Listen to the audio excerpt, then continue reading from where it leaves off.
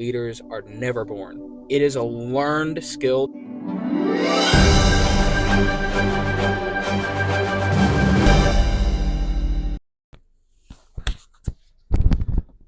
What's going on, guys? Well, doing a video in my car today.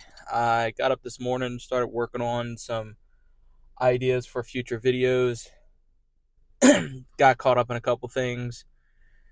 So I didn't get to make anything while I was at home in the office. So I was like, you know what? I'm going to get to the gym and just do something in the car. I actually feel like I like talking in the car more than actually maybe even in like my little home office studio, whatever you want to call it. I don't know. It's kind of strange. I like kind of talking more off the cuff. I like having ideas and like going through them, but I don't really like script anything out completely. It's more just like bullet points. But I don't know. On the way here, I was thinking like, what can I talk briefly about without maybe necessarily needing so much, I don't know, insight on like what I'm writing down or like needing to talk about. And I started thinking about leadership, and I've actually thought about this a lot lately. So me and my boss for the company that I work for, I work in sales, which I love sales, which I never thought I would actually say. But I also think it's depending on the sales that you're in, your skill set, what you like to sell is going to make you a really good salesman or not. There are basic things that you need to know in sales, but realistically, it comes down to the product that you're selling, what you believe in. So I work in HR payroll sales for a company that's local to Louisiana, and I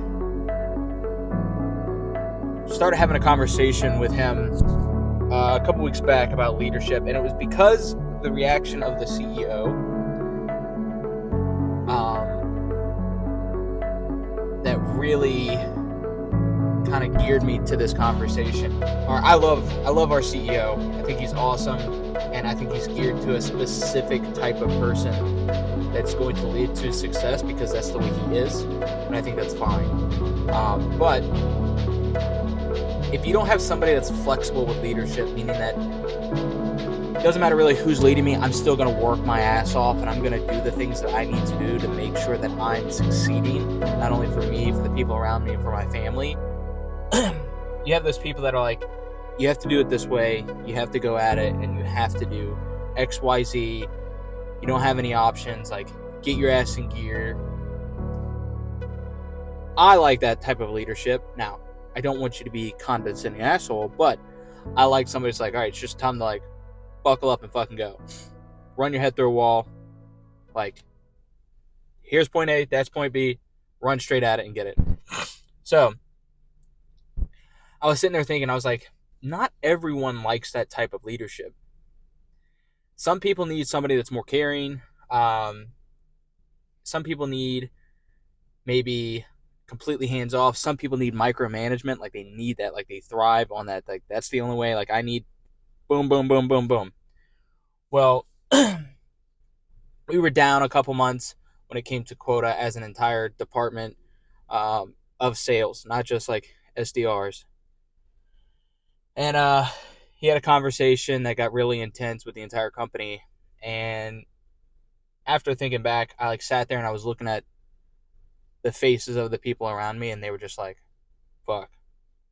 Some of them were scared. Some of them were just like, that was intense. Some people were like, I need that. Like, I need somebody to like kick my ass in gear and like make me start moving to that direction that I need to be in. And I was like, just looking at the faces, I was like, it's concerning because not everyone needs that type of leadership. I would say that type of leadership is 50-50, meaning that 50 people that are like maybe type A or just like high strung, like they go, yes, like give me that. Like, I need to move. I need to get going. Like, please, I realize that I'm not in a place that I need to be in. Push me that way. And other people go, never talk to me like that again because I hate that. And when I broke it down, I was like, let me look at it from like my perspective on how I lead the team below me. Because I'm not saying I'm perfect, but I've typically had good results. And I know how I like to be led. So instead of it being 50-50, I was like, let's do 80-20. I'm not perfect, and not every person that comes across to me will be either the right person for me to lead, or I'm not the right person for them. Or maybe it's not maybe like the correct field for them, and maybe they need to be doing something else. So I always give like 80-20 because no one's perfect. It could be like 75-25, 80-20, just depending on like your ratio, but somewhere in that ballpark. Meaning, if I break down my numbers, 80% of the people that work for me or work underneath me or work with me should go, I trust this person wholly. I'm going to do whatever I need to do, and we're going to go get something. We're going to do, and we're going to perform X, and we're going to make something capable. The other 20%, either I'm not the right fit for them as a leader, or they're not in the right role. That's the options. So I break it down even further, that 80%. I'm going 50, 30, no, sorry. 30. I had this broken down and now I can't remember. Hold on. It's 80%. So I'm going 40. No. I'm going 30, 20, 20 to make that 80. That's not right either. 40, 20, 20. 40, 20, 20. So, how do we get these numbers? 40, 20, 20. 40% of the people that I come in contact with or I lead should absolutely adore me. Meaning that like they love what I do, they love what I say, they're involved in the process. 20% of the people should go, I think this person's a good friend. I like how he works. And kind of that's where it limits. Like, I trust him still. I think he's a good friend, but maybe we're not super in touch with one another, which we've all had people like that. And then the other 20% should go, I may not like this person, but I trust them. They work their ass off. I know that they're going to try to lead me in the right direction, but maybe I just don't like their personality. And that's fine. You don't have to appease everybody. It's not a people-pleasing or a people-appeasing opportunity. I don't want to be just run over. And then that last 20% should be like, all right, either I'm not the right fit for them, meaning my leadership style is not for them, or they're not right for this role. So I go, 40% should absolutely love what happens, love what I do. I want to engage those people all the time. 20% should go, I want to engage with them still, but maybe I'm not like spending all my time with them. And then the other 20% should be, I don't really talk to them a lot, but maybe when we're in like a training situation or we're in a group setting, they still engage with work. Like, it's just work. That's all it is. The other 20% should either, I go, I'm probably not the best leader for them and I need to move them somewhere else to another team, or they're not the right fit for the role, and I'm not an asshole to them. I just go, look, at the end of the day, I don't know if this is the right position for you. Maybe you need to be doing something else, which I've had to do recently.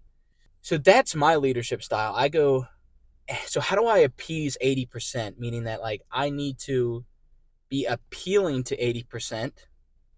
So I work my butt off, and it's how I talk and communicate to people. I don't want to be run over, but I want to be able to engage 80% of the time. The people that are with me, they are all in. So I go, I want to show you every possible opportunity to win.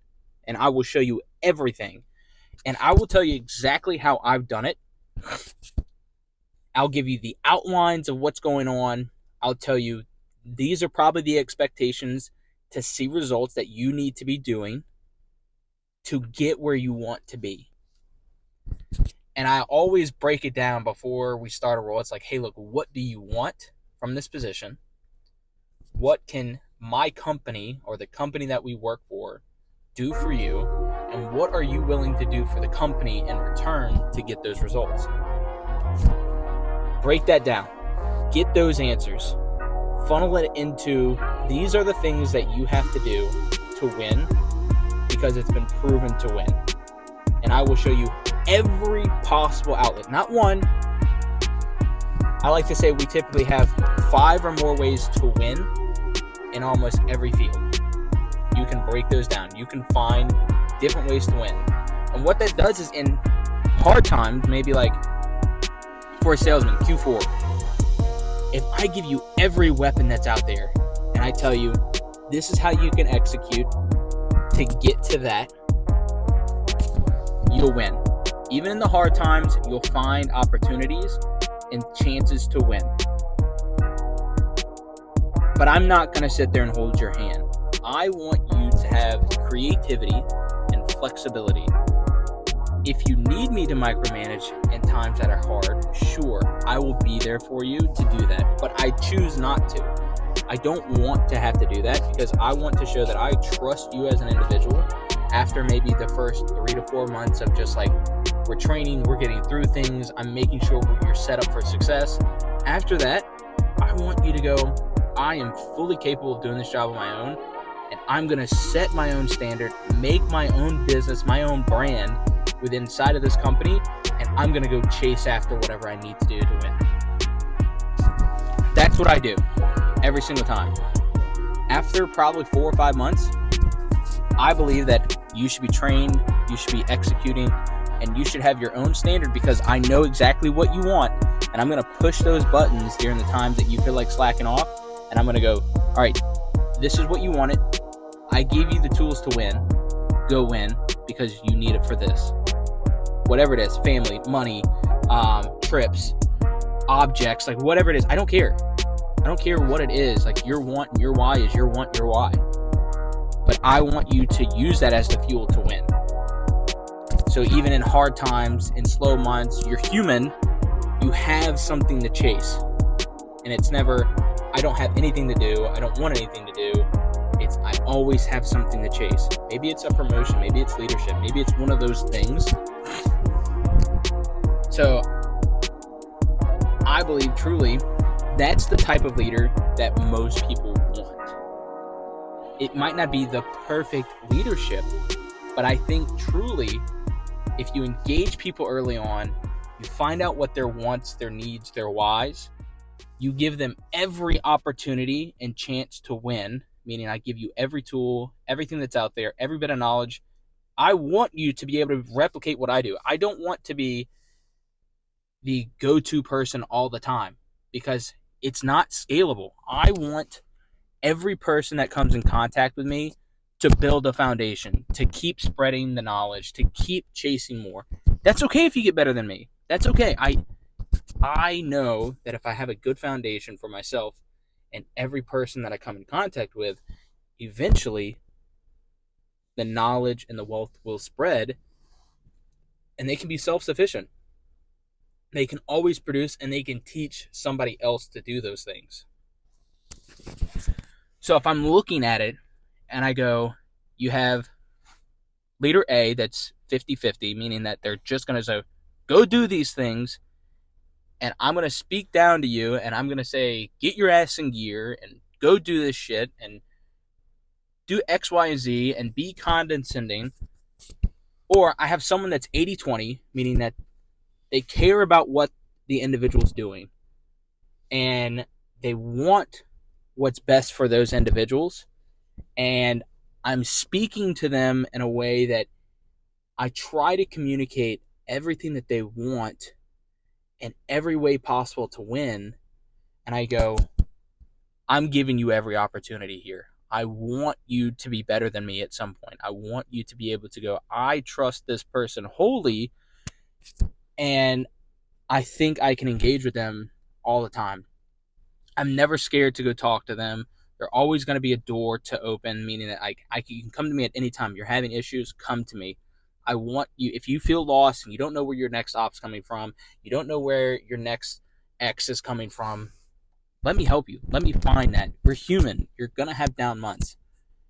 I've been there. I've done it. So let me help you find those things. But I don't want to have to do that 24/7, because that's where the 50-50 go into. And it's like, all right, well then you just have to do what I say, and that's it. There is no, let me have the flexibility, let me have the creativity, let me have the trust. That person at that 50-50 doesn't trust anybody. They go, you have to do it this way. It's my way, the highway. No other way. Listen to what I'm saying. And I go, the other side goes, let me give you all the options. Let me give you the tools to win. Let me give you the flexibility, the creativity, because you now feel that you're well trained, well understood of the role, what the expectations are, and you can move forward and build your own personality, your own brand, your own business. So take charge. That's what I say. And I think that 80-20 is probably the best option over the 50-50. That is something that is learned, and some people can't get away from the other way because they see leadership as a title, and it's like, hey, I'm leading you. That means you have to do what I say, and you're going to do all the work. And I'm going to tell you this is how you do it, and you just go do it, and I'm not going to give you any other options. And that's that kind of like the leader that's like, they're in the sleigh behind the 100-man workforce, and they're pulling the leader. I don't like that. I want to help somebody out in front. I want to be like, let me give you every potential. Let me give you every way to win. Let me communicate to you on a daily basis. Let me make sure I'm saying the right things that's going to engage you properly into how we work. And let me show you that I trust you just as much as you trust me, because you're going to be excellent at this job. You're going to be excellent in this career because I believe in you. I don't like the saying that leaders are born. That is crap. The people that believe that leaders are born, no. Leaders are shaped. Leaders learn. And leaders are always willing to change for the betterment of the group, the family, the business, the opportunity, the career field. It is a learned skill to be a good leader. Leaders are never born. You have people that are like type A personalities that might stand out more in a crowd, but that doesn't mean they're a great, effective leader. A true leader will take the experience of everyone in the past they've met, combine it into lessons, and show to other people in hopes that what will happen is that the knowledge that they bestow on someone else will help affect not only that person, but everyone that they come in contact with. So if you can do that as a leader, I don't even know why I want to talk about this. So literally just on the way to the gym is that if you can do that, and you can change your view of leadership. Instead of going, I am leading, that means these people do everything that I say. Instead, switch it to go 80-20. That 80%, I need to effectively communicate with, make sure I'm saying the things that they want to hear and need to hear in a way that can be communicated across every person out there that works for me, that they're going to trust me in what I say, and then give them every chance weapon to win, make sure they're effectively trained, not just thrown to the wolves, and go, here are all the ways to win. I have helped you through the process to make sure that you're going to be effective at this job. I now trust you to perform the job. Go win. You can go win because you want and need to go win for yourself, because the things that you want eventually will get achieved if you do X. And if you ever have a hard time, come to me and I will help find whatever it is we need. That is my spill on leadership. I hope this video came across well. Don't know. Maybe it didn't. Maybe you're part of the 20% that don't like that. And that's fine. That's totally fine. Again, I am not the right leader for everybody. And I am not the person for skills for everybody. I'm just not. I know that. But I'm hoping that there's enough people out there that'll listen to this and go, that's the type of change I need to make. That's the type of change that I need to implement in my team, the people that work for me, the people I work with. So for now, go out, be you, be great, and I will see you in the next one.